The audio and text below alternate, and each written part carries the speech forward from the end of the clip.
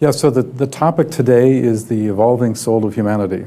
And what I'd like to do is I'd like to share this subject with you, but hold off on questions until I open it up for questions.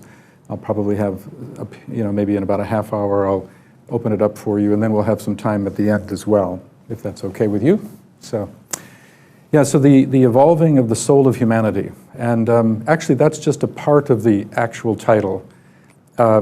The actual title that I am most fond of, and there's many titles, but the actual title is The Soul of Humanity Evolves Through World Crisis. That's the actual title, okay?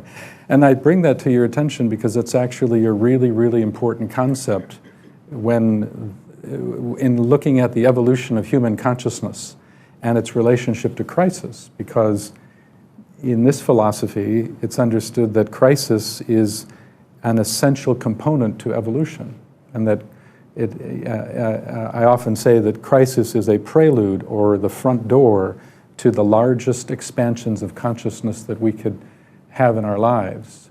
And I mean, if you think about it in your own individual life, if you really think back for a minute at those major periods of transition where you went through a crisis, whether maybe it's a financial crisis or a relationship crisis or a career crisis, whatever it might be, there's that understanding that often you have to go through a very, very difficult period as a kind of prelude to the next step.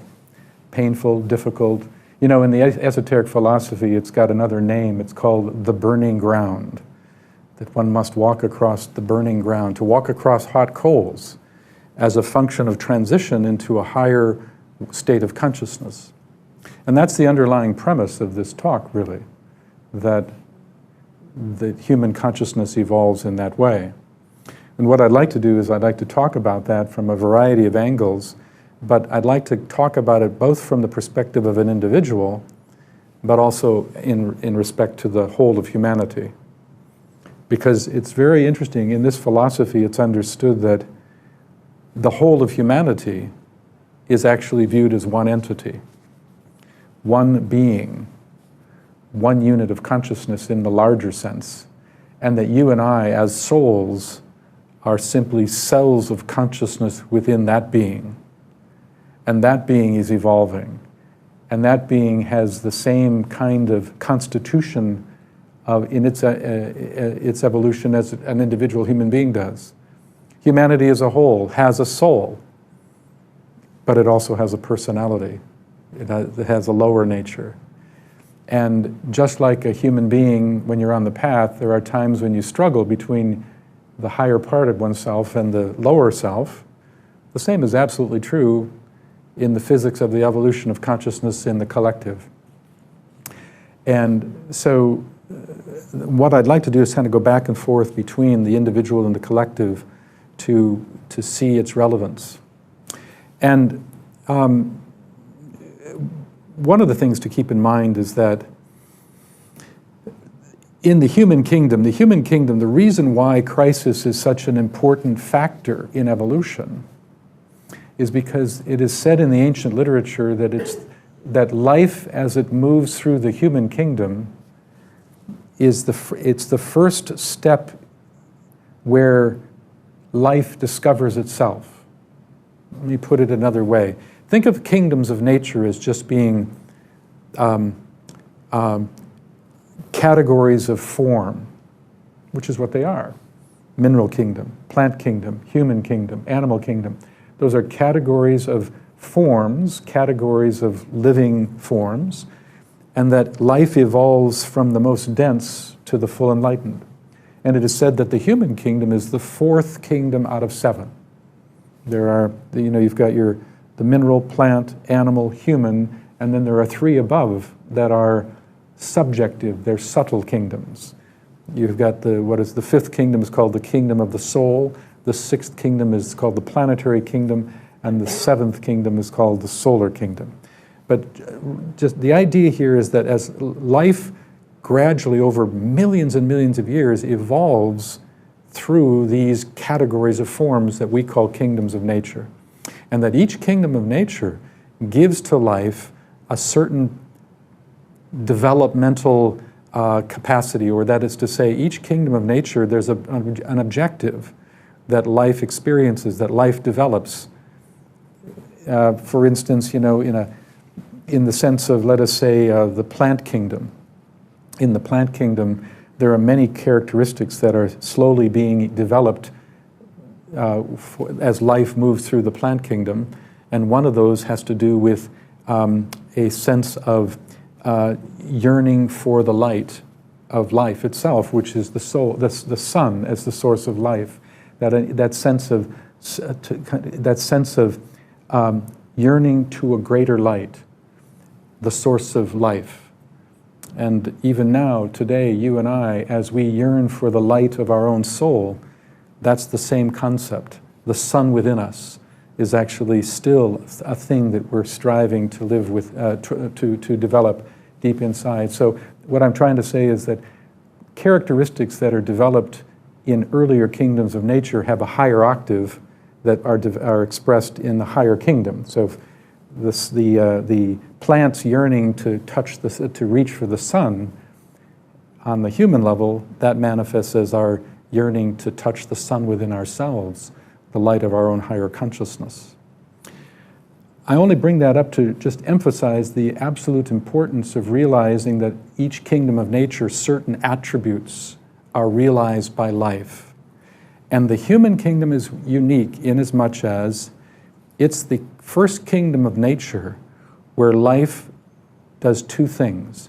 It develops its capacity to individualize, that is to say, to really have an individual consciousness that is completely able to rise above animal instinct, and that's where individual intellect arises.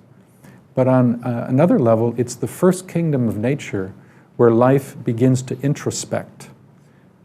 We begin to look inside ourselves and start to realize that as you step onto the path, you actually start to realize that there's actually two aspects of oneself. You might say there are two of us in there.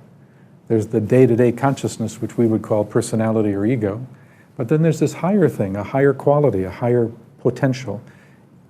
People who are on the path, really, what does the path mean? It's all about striving to a higher sense of something inside you that you already know is there, and it's to aspire to it. It feels like something almost Christ-like in terms of being a higher kind of love. It feels like something that is a container of profound wisdom that you innately seem to hold and understand and feel. And it feels like the thing that you are to become. And that's exactly how the esoteric philosophy would look at it, that higher part of us is the very thing that we're ultimately striving to become. But the key is that in the human kingdom, it's the discovery of a higher self. It's the discovery that we're dual. And in that comes a commitment, gradually, to start to strive to live from that higher part of ourselves. But the thing is, the more we commit ourselves to striving to live from that higher perspective, the more the lower self says, not so fast. Because the lower self is the part of us that has been the center of our day-to-day consciousness for countless incarnations. The lower self, what we would call personality, is called form consciousness. It represents the consciousness of it's our identification with our mental body, our emotional experiences, and our physical sensations. Sometimes the personality is called the threefold personality, 3 dimensions to it, a mental, emotional, and physical. And what is personality? It's the consciousness that is identified with our thoughts, feelings, and physical sensations. And that has been the dominant consciousness for countless incarnations. But toward the latter phases of the human experience is where this awakening occurs. It's an awakening to a higher part of ourselves. It's always been there behind the scenes. The soul has been in the game all along, but it's been unconscious to us. The primary focus of life up until this awakening has been to develop the personality, develop the ego, become effective as an ego. But when this awakening happens, You start to say, hey, there's something deeper here. And you start to say, I want to strive to become that. But the lower self will put up a fight. Because the lower self has been driving the car for countless incarnations, and it is not going to let go of that control easily. And that stages crisis. That stages crisis on the path. And it's a crisis between our God self and our animal self. It's a crisis between the past and the future. It's a crisis between our day-to-day consciousness and the higher potential that we sense deep within. And the need to figure out a way of transforming the lower so that it ultimately becomes a cooperative agent on behalf of the higher. You see, that's the function of the personality in the bigger sense. This philosophy would say that your personality is not something to be killed out. Instead, it's said to be, its destiny is to be a tool, an agent of the soul, an outer garment for the soul, so that the soul can have a mental body to work through and interface with the field of thought, an emotional body and a physical body to use as outer instruments. But the personality, for so long, has had a mind of its own, believing itself to be an independent agent. And only at a certain point in our evolution does the personality, do we wake up to this higher thing within us.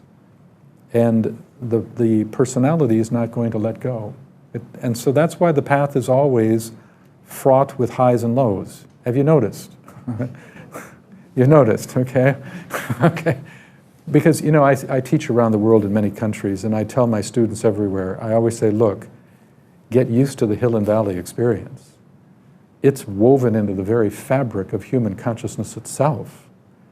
Even the Buddha and the Christ must have gone through this drama, you see.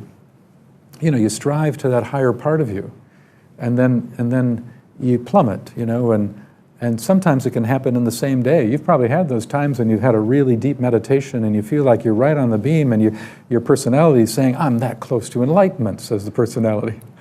Only later to plummet into a lower level of consciousness, and if it goes deep enough, you say to yourself, am I still in the animal kingdom?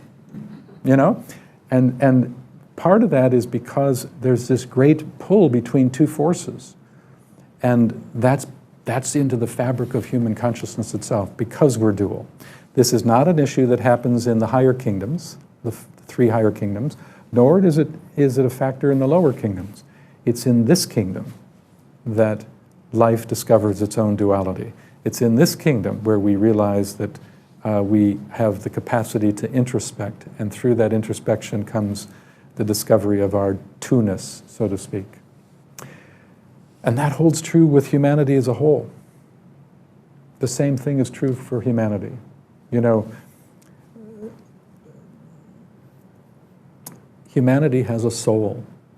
It always has. When we talk about Christ consciousness, cosmic Christ, we're really talking about the consciousness of humanity as a whole. And it has a personality. Now, one of the things to keep in mind about personality, whether collective or individual, is that personality tends to be separative in its way of perceiving and being and acting and reacting. Whereas the soul in each of us, and collectively, is unitive consciousness. It's the part of us that sees or feels the underlying oneness and knows that it's from that vision that action should come forth. So one of the big distinctions between our lower nature and our higher nature is the lower is separative while the higher is unitive. And that's true on the collective level as well. So what I'm submitting to all of you today is that humanity is approaching, for the first time in history, what we call the first initiation. And the first initiation is a very strong major milestone in the development of consciousness for an individual, let alone for the collective. And I want to talk a little bit about that in terms of what does that initiation really mean. But I also want to set the framework in terms of time. Because you see, one of the big triggering factors is that crisis is more likely to emerge within an individual and the collective when larger living systems are in transition. And that's what's happening today. Astrologically, we're moving from a Piscean era that lasted 2,100 years, and we're moving into another astrological period, the Aquarian, and they're overlapped. And there's big debate about how big is that overlap. But the point is, it appears that we're about at the middle of the overlap. But what does that mean? It suggests that the astrological influences that are subtly, very subtly shaping human consciousness are being primarily influenced by two major streams, you might say. One is Piscean, and there's nothing wrong with Pisces. Pisces is a beautiful sacred energy, but it's an energy that on the collective level has been a conditioning force for 2,000 years. And then we have an Aquarian impulse coming in, which is much more, well, quite different than Pisces, in as much as Aquarius is all about the group. Aquarius is about development of the higher mind. Pisces has a lot to do with the quality of the heart. And what we want is to bring the best of Pisces into Aquarius. That's the goal. That's the goal. It's not about dumping Pisces and going into Aquarius. It's about taking the best and the essence of Pisces and deliver it into Aquarius. And this transition is an energetic transition that's happening on deeper levels than just the outer world. I mean, there's tension in the emotional plane of humanity. There's tension between these two forces playing out on the mental plane, on the Buddhic plane, on the Atmic plane, all the planes of consciousness. Some of you have studied those planes. If you've been studying theosophy, you would know about the 7 planes. Each of them is a place where two major forces are overlapping. And we, as human beings, are simply the outer reflection of a great transitional conflict, you might say, that has astrological roots. But in that is the seed of what becomes the future. It's in crisis and in these tension points in human history where the greatest breakthroughs are also possible. So the astrological element of it is setting the stage for humanity as it moves into this potential first initiation opportunity. The second is rayological. Now, I don't know how many of you have actually studied the so-called 7 rays, but they're referenced in theosophy, and it is said that we are moving from a great 6th ray age to a 7th ray age. We are moving from an age, 6th ray is called the ray of idealism and devotion, and it has a strong connection with Pisces, actually. And the 7th ray is called the ray of ceremonial order and magic. Okay, so those are just words. Let's use a simpler way of looking at it. We are moving from a 6th ray age, which is called the age of mystical yearning, and moving to an age which has been called the age of the practical mystic. We're moving from mysticism to practical mysticism. And that's a huge overlap too, lasting at least a couple hundred years, and we're again in the middle of that one. So now we have two understandings of the great inner tension that is playing itself out on all the planes of consciousness. We have an astrological tension feature, and we have a rayological tension that is happening. And from that, the burning ground arises. From that, we have great tension that starts to play out in the human kingdom. And if you haven't noticed, just kind of turn on the news and you'll see what I'm talking about. It's pervasive. And it triggers what's happened over the last few years, actually, has been, to me, and from an esoteric point of view, the soul of humanity is actually trying to impress more of itself into the personality of humanity. But one of the reactions that occurs from that is that shadow issues, to use a Jungian term, shadow issues rise up in opposition to that. You know, if you think about it, in the last few years, we've seen the worst of governments, so the worst of politicians. We've seen the worst of religion. We've seen the worst of business and wrongful use of resources. And in many ways, we've probably seen the worst of ourselves. And all of that is having to do with this idea that when unity, which is the soul of humanity, impresses more of itself into the personality of humanity, it dislodges the shadow elements and forces them to the surface. It is said that love brings negativity to the surface. And that's what's happening. And that's why I'm so excited about the world crisis. I mean, it's fantastic. Absolutely fantastic. Because, you know, really, you can't really do much about it unless you see it. And so we get to see it. And now we're seeing it in a big way. And all of that's good, even though our lower selves don't like it. But actually, it's really good. Because those shadow issues in humanity have been with us all along. The business tycoons who are, you know, that 1% that seem to, as they say, be so controlling, they've always been there. The shadow elements of religion have been behind the scenes.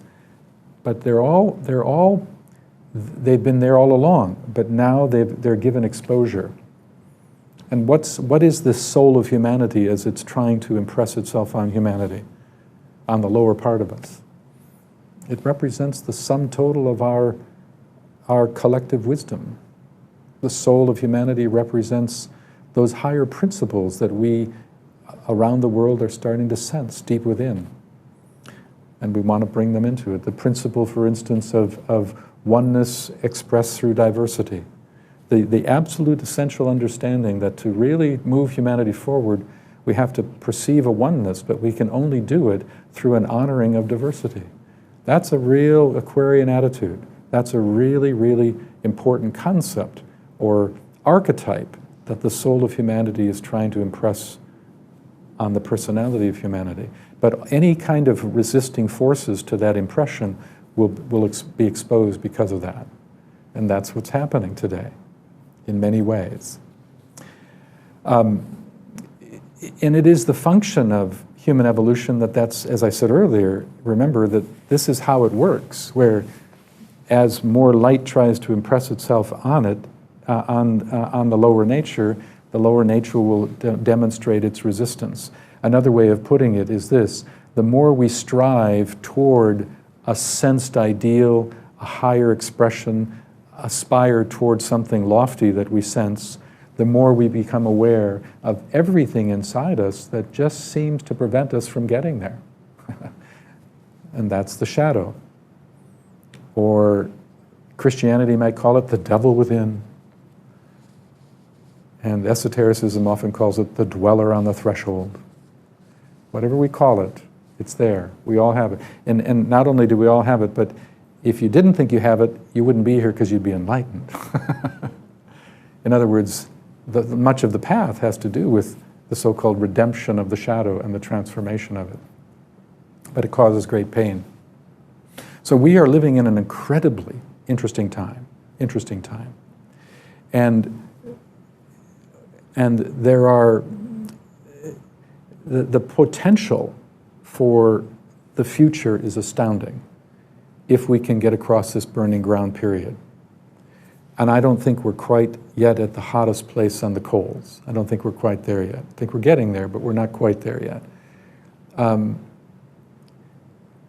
Let's talk a little bit about what I mean by the first initiation of humanity, just to kind of get a flavor of what this is really about. Now, if I looked at an individual and described what does a first initiation really mean, it means two things. Well, all initiations have to do with a measure of how much of the soul's wisdom is being rightly expressed through the personality and how much of the personality is yielding to the soul's regime. So the whole process is all about slowly transforming the personality so it becomes a cooperative agent on behalf of the soul. That's the goal. Enlightenment is when they're not, they are totally fused, and that's actually the front door to enlightenment, to be more specific. But for most people who are seriously on the path, there's partial infusion of these two things, partial merging. And initiations are measures or milestones that are measurements of that degree of infusion. Now, the first initiation there's different names for it, but one of the most common names it's called the birth of the Christ within the heart. So what does that mean to an individual? Well, you can see just from the name, it suggests that there's something important about love at the first initiation. And that's really true. The first initiation has to do with the idea that the heart chakra itself widens enormously. And there's a sense of another place through which the Christ himself and the cosmic Christ can express through your own chakra. And that from that experience, there's a deeper understanding of what love is. So what is love in a higher sense? Love is to be able to sense beyond the form and sense the unitive livingness underlying the form. Love is the memory of the original condition of oneness, and that it's all about moving more toward that experience of deep, subtle love, because that's the movement toward all things coming back into the one again. On a human level, love on that higher level that happens when the heart opens at the first initiation, it's not about personal love. It's not about, oh, I love you and not you. It's much more about the love of humanity, the love of the one. It's not selective love. It's a recognition that we truly are all one, not in theory, and it's actually experienced. It's not just one in kind, but one in essence. One in essence. And that's what the first initiation is about. And from that perspective of sensing, experientially sensing the underlying oneness of humanity, comes a new attitude about how to live life. Because from that oneness comes an attitude of responsibility for the oneness and a growing commitment to make a contribution in support of its upliftment, its betterment. That's what the first initiation is about. It's a real movement into selfless service to uplift something beyond yourself through the capacity to sense the underlying oneness that is the greater truth of what existence is about. And the first initiation is a major milestone in that capacity. You know, it is said that at the first initiation, the disciple, quote, assumes the burden of the future, unquote. Interesting. To assume the burden of the future means to not only feel the oneness of humanity, but feel the burden of responsibility for that oneness now and in the future. And normally we're talking multi-generational considerations. See? Well, in a way, if you think about what's the world trying to do right now? I mean, when you watch the BBC or read the papers, I mean, really, if you look at it, in a very fundamental way, humanity is trying to figure out how to be one. But it doesn't know how to do it because it's been nationalistic and tribal or sectarian for so long.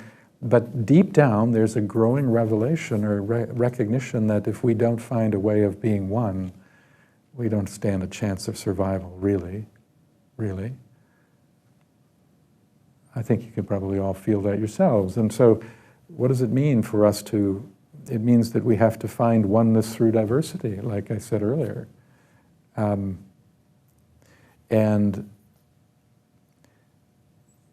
that's, you know, for instance, one of the great obstacles today in human history is, in terms of states of consciousness, is nationalism and patriotism.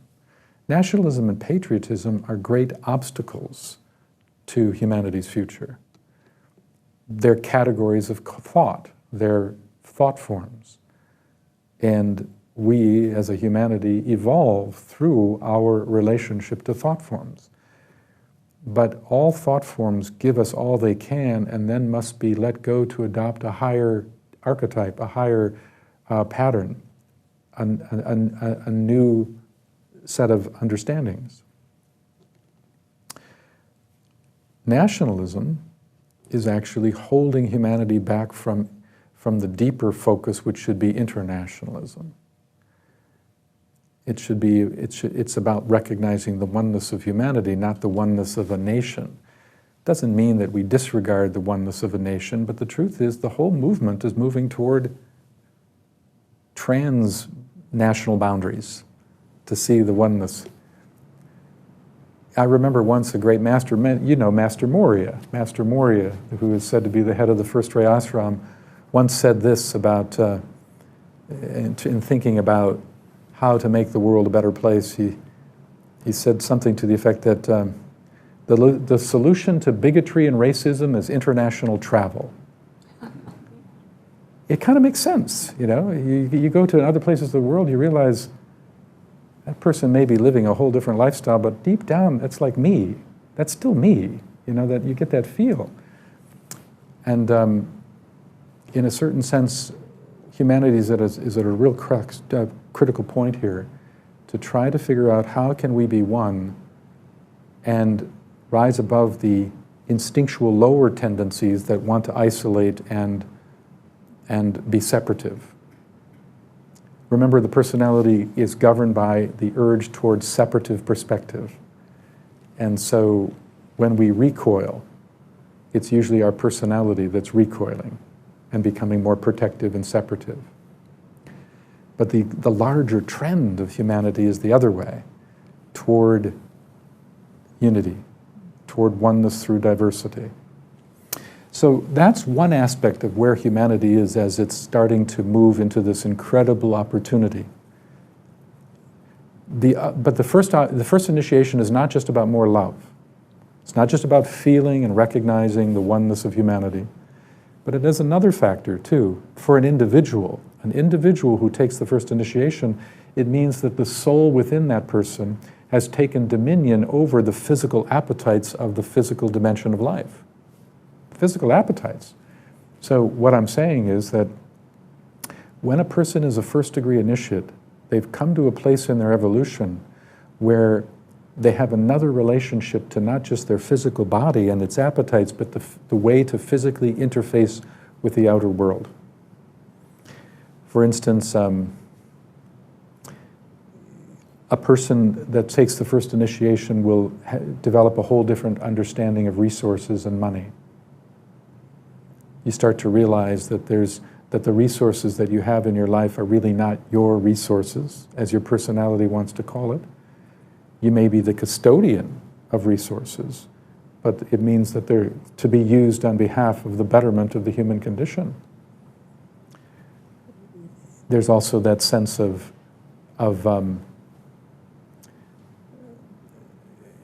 recognizing that there's a subtle difference to be alert to between want and need. And the first initiation is all about waking up to the fact that what we thought was need was actually well-disguised want. And so there's a real discriminative element to consciousness that takes place at the first initiation where a clearer distinction is being made. And you're starting to commit yourself in your life to making some uplifting contribution, even though an individual may not, at the first initiation, it's not that a person has a sense of, this is my purpose. Not at all. Usually they can't, there's not a way of actually clearly knowing that at that point, but there's certainly a sense of spiritual destiny that's being, it is said that at the first initiation, the first monadic tremor is the wording, monadic tremor is felt.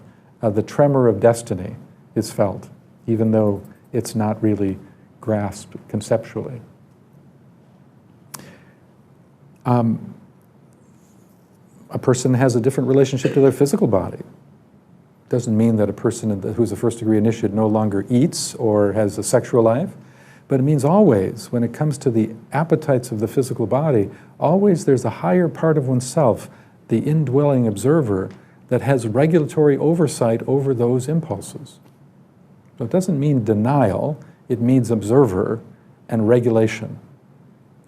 That a higher intelligence, which is a part of yourself, has more oversight over the appetites of the flesh, so to speak. Which, by the way, translate into our appetites for consumption in the outer world.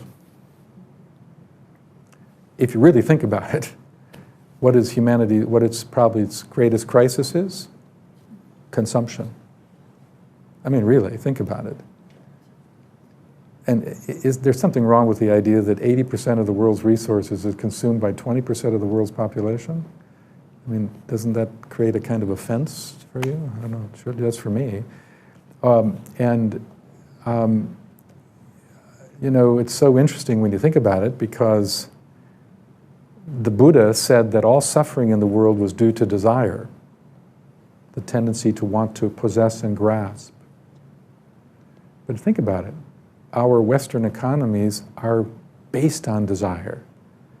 They're based on desire. They're feeding desire. That's what the Western economies are about. We talk about economic growth. To have economic growth, you have to have something like 3, 4%, I don't know what it is. The percentage of growth defines a healthy economy rather than sustainability. Growth is what's defined as healthy. So consumption is a huge, huge issue that our world is faced with. And that's about wrong relationship with resources.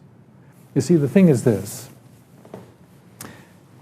If humanity is approaching the first initiation, as I'm posing that it is,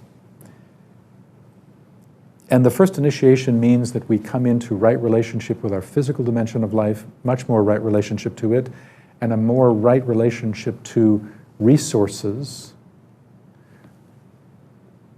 what you find is that the burning ground that is right in front of an initiation opportunity is going to be directly related to the very issues that initiation represents. So what is the burning ground right now? A crisis around money, a crisis around wrong distribution of resources. I mean, it's global. It's global. So this is an initiation that is global. For the first time, humanity in its oneness is approaching an initiatory opportunity, and in its oneness, it has to walk across these hot coals that have to do with the questions of how to get into right relationship with resource through a recognition or a growing recognition of wrong relationship to resource. That's what's going on. And we're walking across those hot coals now. The other element of that, by the way, is having to do with resources as in Mother Nature. I mean, if you want to ask about what is resource, there it is, Mother Nature. And over the last few years, we've become so increasingly aware of the abuses of nature.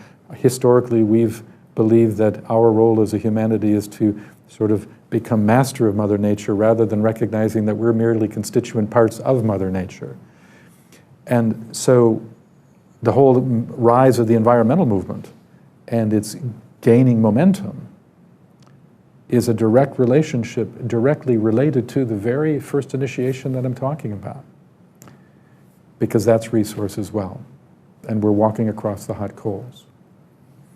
And there's no guarantee that we'll get to the other side.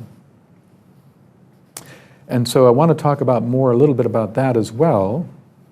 But I think this might be a good point to stop to say, or to invite any questions that you might have at this point. Is there anything you'd like to ask? After watching Cosmos, I wonder if we will make it far into Aquarius. Can we make a change individually in the CO2 emissions? Are you concerned about the future? I don't know, there's 2 or 3 questions in there, but I mean, I think we all have to do our piece, whatever it is, that helps to protect the environment, and of course CO2 emissions is a big part of it. am I, the question is, am I optimistic about it, or Are you worried? worried about it? Actually, I would say in my own view, I think that in the short run, I think we got darker days yet. In the long run, I'm very optimistic. I think humanity has proven itself over and over again over the centuries of the rise and fall of civilizations and the sense of decline and rise again, that humanity is resilient, and in the end we will survive. But I think that it's just a matter of how much pain do we want to go through before we get there. And this is a very painful time. This is it. Other questions? Well, I'm not very encouraged about man's spiritual evolution because I'm a Vietnam veteran. And then I think you mentioned just listening to the news these days about what's going on in the world. Even from my days as being a participant in the Vietnam War, I knew there was something really morally wrong going on. And I was just a 20-year-old corporal. And I could see that we needed to put an end to it. And I just can't understand how people, you know, in these leadership positions around the world of countries and all this military power and force cannot operate on the level of some real morals as far as the use of that force and making decisions about peace and war. So. Yeah, well, I mean, I think everyone in this room would agree with you on that, that when we look at governments and the history of governments, particularly with war and peace, that it seems like governments do not live from a higher moral standard, and that will that ever be? I think it will, actually, and I think that it actually is trying to, actually, and that you know, I know that there are people that have studied war throughout history, and if you look at the nature of war now versus how it was 2,000 years ago, it's quite different, quite different. And though it's more mechanized now, the numbers of people as a percentage of the population, of the global population, is far less than it was. I mean, I remember reading a story about Alexander the Great in one day lost 50,000 people in a battle with swords. I mean, the brutality of it is just hard to fathom. Now, we lost 50,000 people in Vietnam, I believe it was something like that, but 60,000 in Vietnam, but Alexander the Great lost it in a day. And think of that as a percentage of world population, and you'll see that actually, as a percentage, war casualties are going down, okay? Now, but things don't happen overnight. Evolution is incremental, and so I'm actually more encouraged by it. Sure, the thing is that there's always it's a wave pattern. It's a wave pattern. And a lot of times when we look at the world today and we see that it's falling apart, what's really going on is that because evolution is like this, it's going, there's downward trends, but it's still within even a larger upward trend. So one of the great things that I think is the future for all of us is to look not just at humanity and say humanity as a soul and humanity as a personality, but recognize that every social institution is an entity. Politics, government is an entity. Business is an entity. What is it anyway? Business and government, those are just categories of human consciousness that are evolving within our collective. And I can say the same of education, the arts, science, religion. All of those are categories of human consciousness. And they are viewed as beings in a way.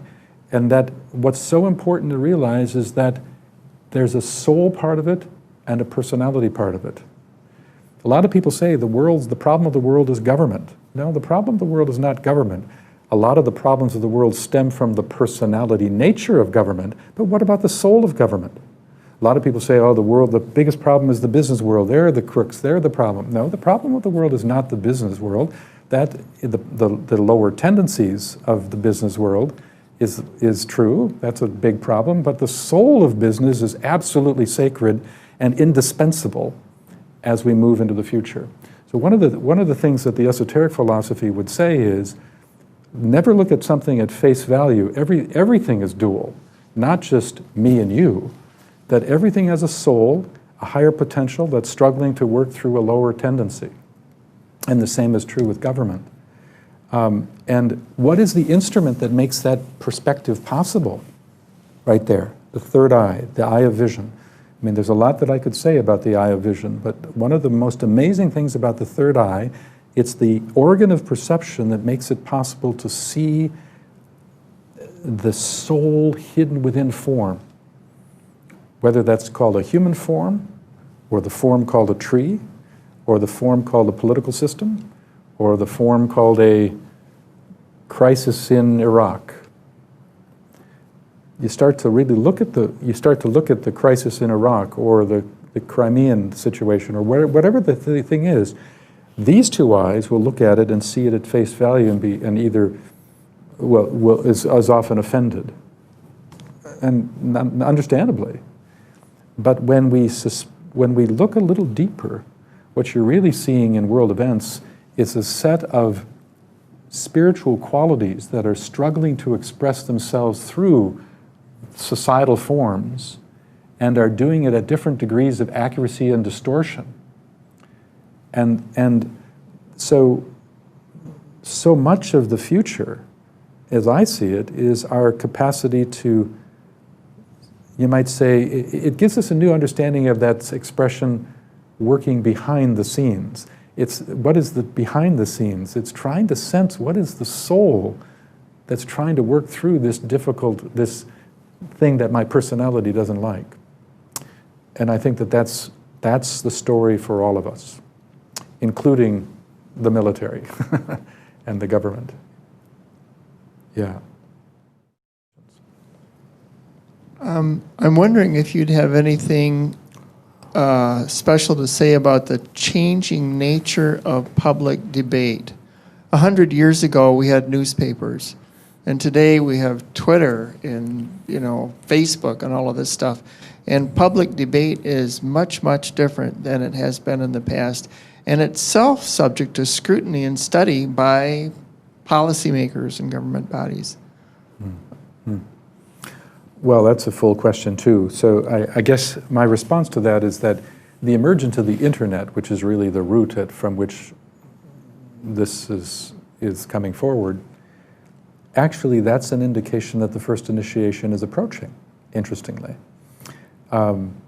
Because, without getting too technical, but each of these initiations is ruled by a ray. Okay, these 7 rays I mentioned earlier. And the 7th ray is very much connected to the first initiation. And the 7th ray governs the etheric body of a physical. Your etheric body, your chakra system, has a natural relationship to this thing that we're calling the 7th ray. And it is believed by many people in the esoteric community, and I'm one that agrees with this, is that the internet is the beginnings of the manifestation of the etheric body of humanity. The entire etheric body of humanity is starting to appear as the internet. I mean, you think about the etheric body in your system. It's a web of threads of light. It's called a web. And what is it? What's its function? It's a communication system. Your etheric body is a tremendous communication system. And it's exactly what the internet is doing. And it's distributing information in a much more efficient way than we had it otherwise. Not to say that there aren't dark elements to the web, certainly there are. But what in the world has no dark elements anyway? Everything has a dark side to it.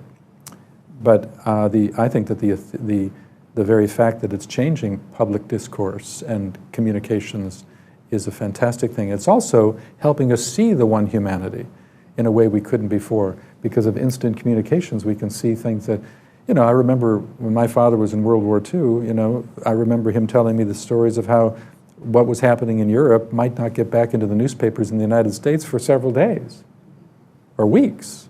Now it's instantly. And that really helps us to see our oneness in a way we couldn't before. I think it's a great asset, personally. Do you believe that change will come through mass meditation or dream, especially mass dream, coming from a deeper consciousness in the collective? Will the change come through mass meditation or mass dreaming? Well, I'd have to explore what the individual means by mass dreaming, but certainly the increase in people meditating around the world will have a huge effect, and is having a huge effect. Because meditation is a system that we slowly develop in each of us to start to recognize that part of us that is truly transcendent to our form nature. Every time you meditate and draw yourself deep within, you're coming to the place what we call your causal body. That's your container for your higher consciousness. And your causal body is the thing that's a cell within the consciousness of all humanity, the soul of humanity. In other words, the soul of an individual is a cell within the soul of humanity. Okay? If we meditate, we develop a greater capacity to more consciously and deliberately move our polarized consciousness to that deep, subtle place inside where you are standing in your soul nature and therefore much more participative in the higher wisdom of the collective of humanity. And the more that we do that, the more we support the intention of that soul of humanity. So the answer to his question, to me, is a definite yes. And again, I'd have to explore more fully what he means by collective dream. So, okay, let's move on and look at a couple other aspects to this, because one of the things that's so interesting about this philosophy is to realize that when a cycle is ending and another one is beginning, at the end of a cycle, you always have crystallization. You know what I mean? Where things become more resistant to change. Just like a human being, as you get older, you get a little bit stiffer and a little less flexible in your life. From a higher perspective, it's true with these great cycles of evolution for humanity. So, as an example, I said earlier that we are moving from a 6th ray age to a 7th ray age. Well, the 6th ray it's called the ray of idealism and devotion. And it's been the underpinning energy, with Pisces helping, it's been an underpinning energy that has given rise to theology. In fact, we are told in the esoteric philosophy that all religions in the world are underpinned by the 6th ray. In other words, the 6th ray rules the world of religion. And yet that ray is pulling back, which is why there's a huge crisis in theology.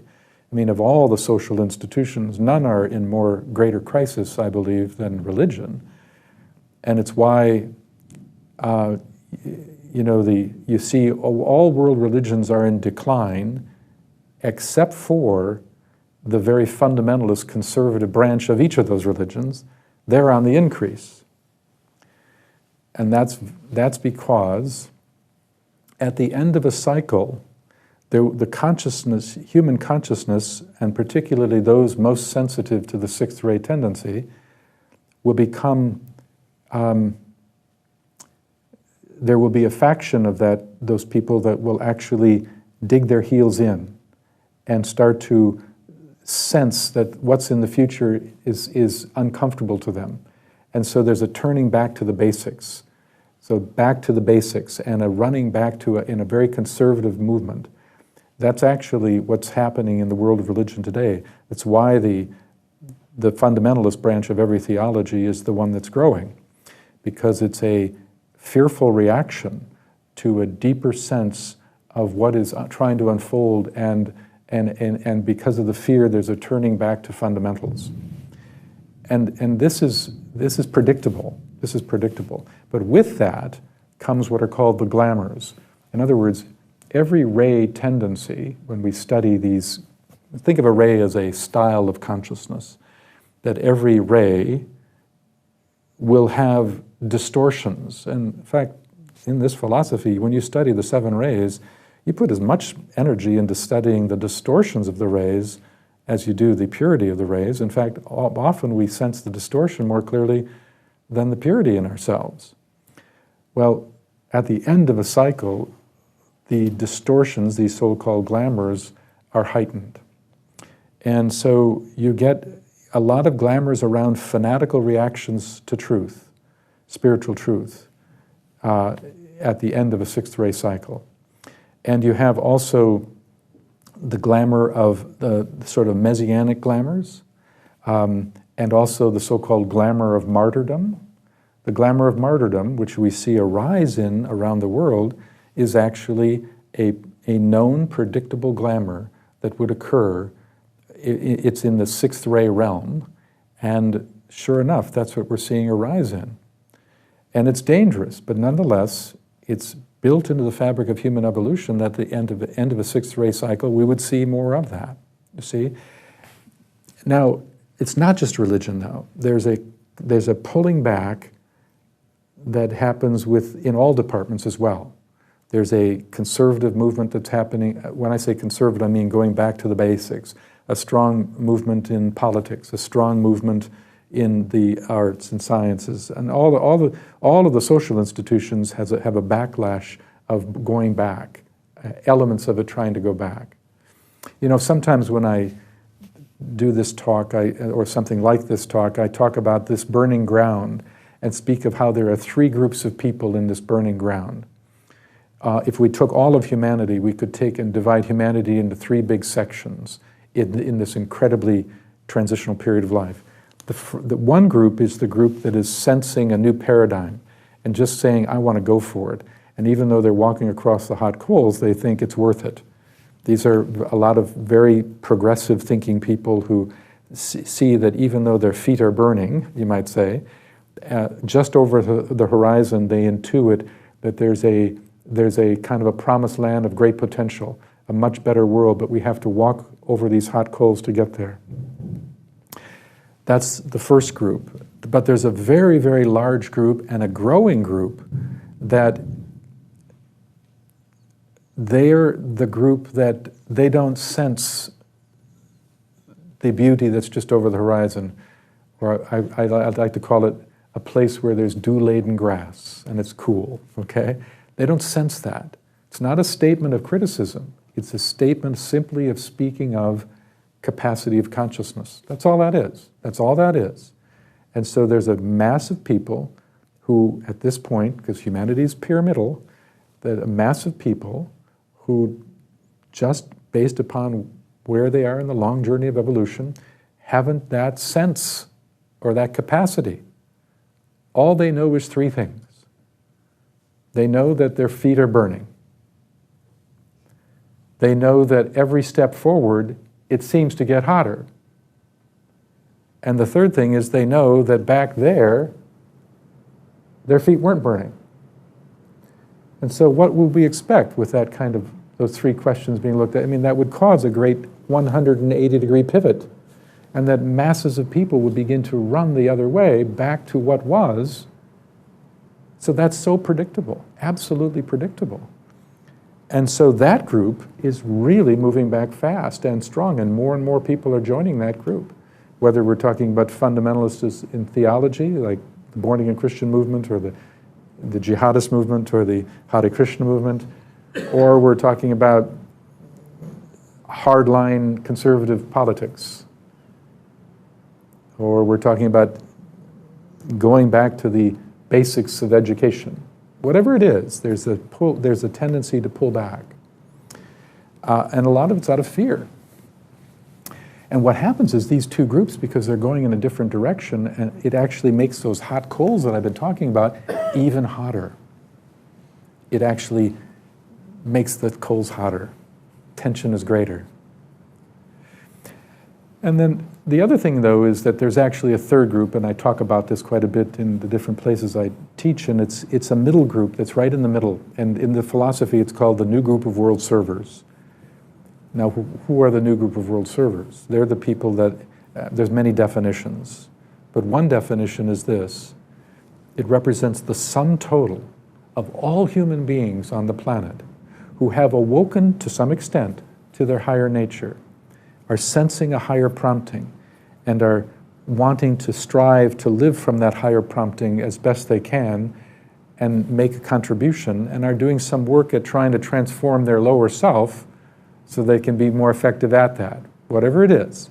So there's a huge hierarchy there from a sort of somebody newly awakening to their spiritual journey versus all the way up to the full enlightenment. That whole spectrum is called the new group of world servers, and they're in their millions now around the world, and their numbers are growing. They're found in every religion, every political party, every nation, every social strata. They stand in the middle between these two forces. And what they do is they can sense these people, and many of you, I suspect, would be part of that, whether you realize it or not. Most people that are part of the new group of world servers have no idea that they're internally part of a single group. But they intuit what's just over the horizon, just like that first group did. They sense it too. They know that's where it's got to go. But the difference between the first group and the the first group and the third group is that they have a different attitude toward the second group. The first group, it says, we're going this way, and looking at the people running behind them, running away, they're just saying, forget you, we're going this way. The third group says, but wait a minute, you can't forget those people. I mean, it's one humanity.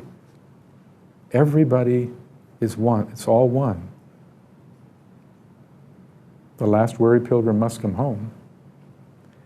So this is the new group of world servers are very much related to the hierarchy of masters and the agenda for helping humanity move forward.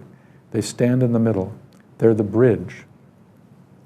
And their goal is to try to hold the vision, to hold that vision in support of the soul of humanity, but find a way of dealing with the group that's running away and trying to find a way of languaging it, influencing, shaping perspective in such a way that group can realize that this direction is actually good for them too. And so this new group they stand in the middle as a bridge between the past and the future, between unbridled progressive thinking and hastening retreat to the past. And that group is growing. And it's interesting because we're told in the esoteric literature that from the master's point of view, that group is viewed as a single entity, a single being, and that group has a name that the masters give it, and that name is the world disciple. The world disciple, as if it's one entity. And the whole success of humanity's capacity to take this first initiation rests on their shoulders. So some of you have a kind of heavy look on your face all of a sudden.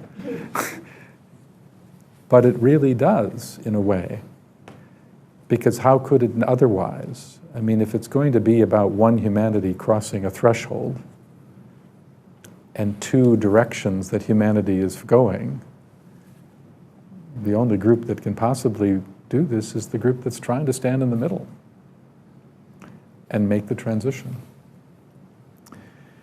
And that's what a lot of this philosophy is about. In fact, the whole esoteric philosophy, in a way, is designed to help develop the consciousness of that group in the middle.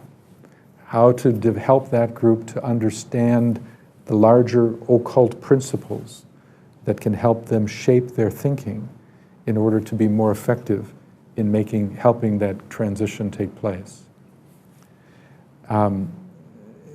Most of the work that I do in terms of teaching around the world is with people that can easily fall into that category, and to try to provide a philosophic framework and an understanding of the evolution of their own consciousness in order to help them be better servants on behalf of the greater whole. And it's not just for their sake, but it's the soul of humanity's sake. I mean, think of this soul of humanity as an entity, and this is its moment. This is its time, which means it's your time. It's your time. It's time. There's no waiting any longer.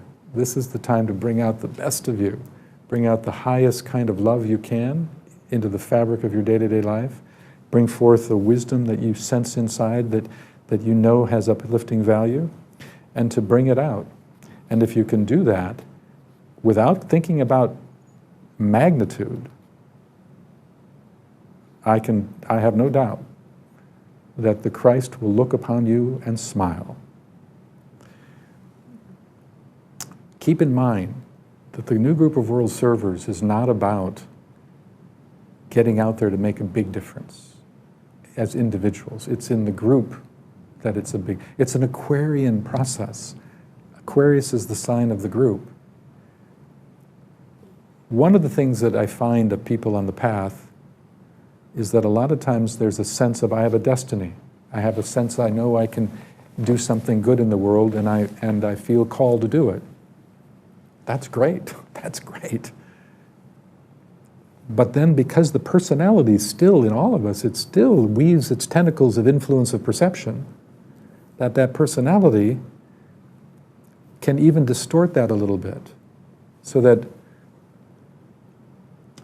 we often think that our spiritual purpose is based upon doing something big out there.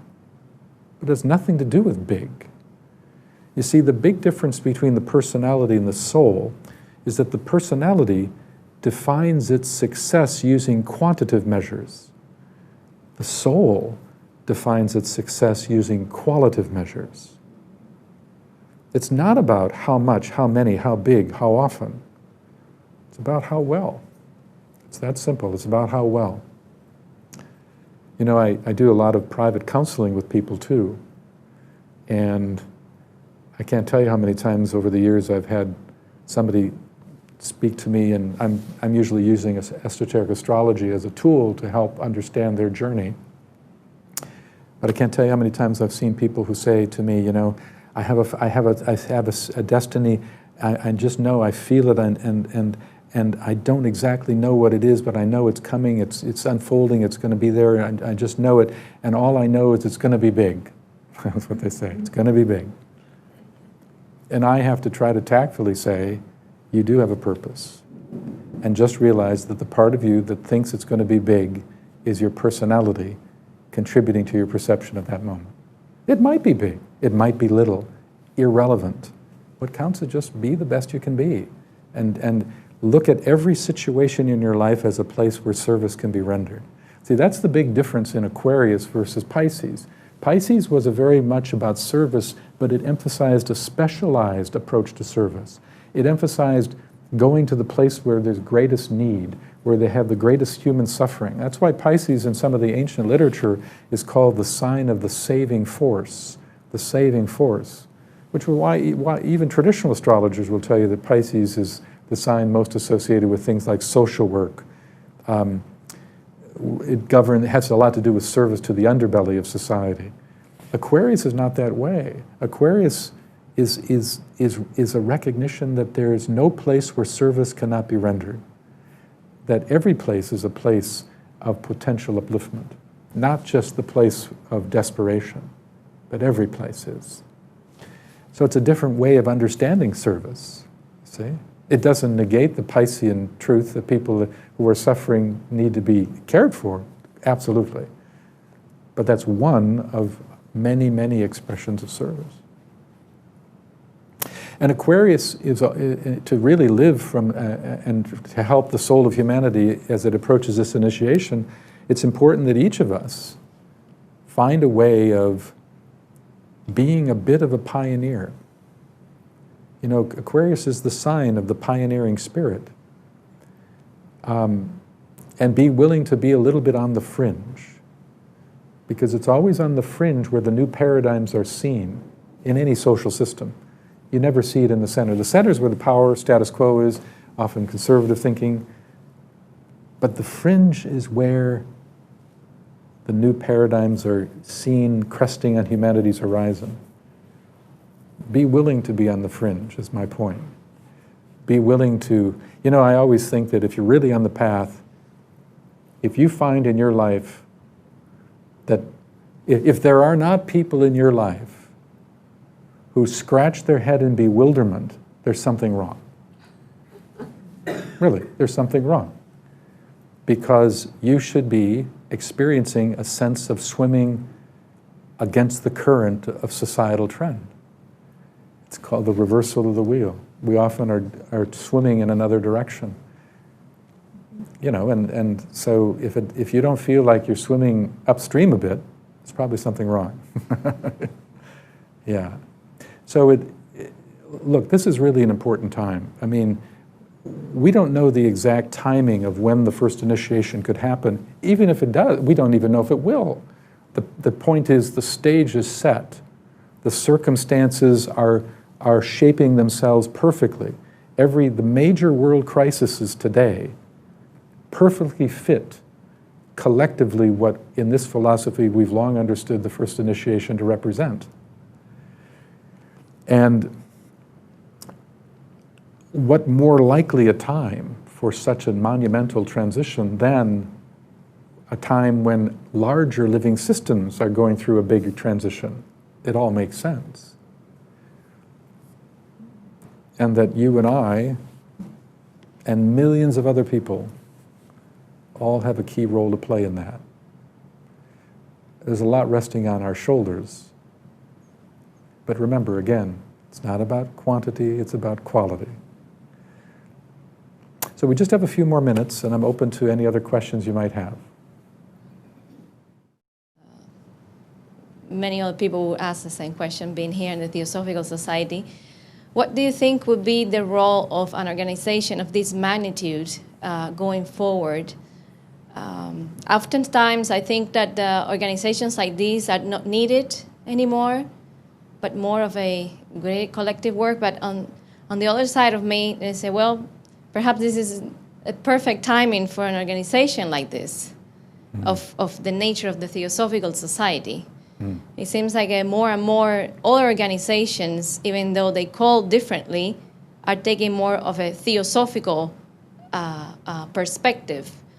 So what is your vision about the Theosophical Society? What would be our next step? Not going to the 1800s, but moving forward. You know what I mean? Yeah. The expansion part rather than the contraction. Right, okay. It's a great question.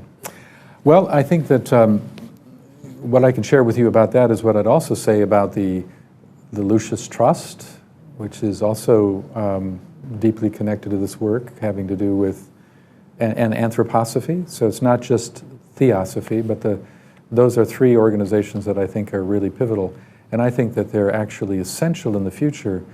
But all of them, realize that theosophy, there's theosophy as the foundational set of ideas, and then there's theosophy as its manifestation in form. Now, it's been in manifestation since the late 1800s. And the challenge of theosophy is that its form, it's important that the form no longer hinder its next step. It's not the essence. The essence is true for eternity. The principle underlying theosophy is forever, because it's, as the introduction was given to us earlier, that it's non-denominational. It's actually showing that there's truth in all religions. I think it's the key of the future is to realize that no religion has found the truth, but all religions have found a piece of it. And theosophy, in a way, is an organization or organism in humanity that has tried to sound that note. But the challenge, and it's not just here but elsewhere, is realize that organizations are entities that, that can become overly crystallized as well. And sometimes I use this idea that that which is your temple today will become your prison tomorrow. The container that holds your wisdom, and as long as it feeds you and enriches you, great. But eventually, it's got to be morphed into its next rendition. And yet there's a fear of changing the form because there's the habit of the old. And although I don't know enough about Theosophy as an organization to say with certainty, my sense of it is that it may have a tendency to be locked into the habits of the old.